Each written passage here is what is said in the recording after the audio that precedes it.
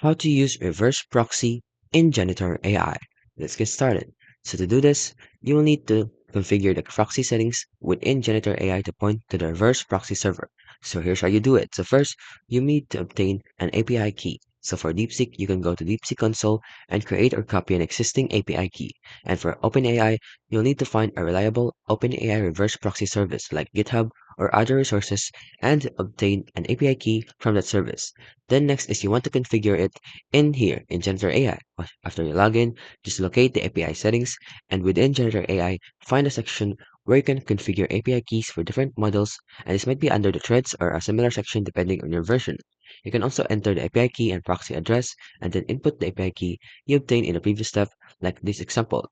This is your API key. And then select the model. So make sure you've selected the correct AI model like DeepSeek or the specific OpenAI model that corresponds to the API key you're using. And then you can now start using your chosen model.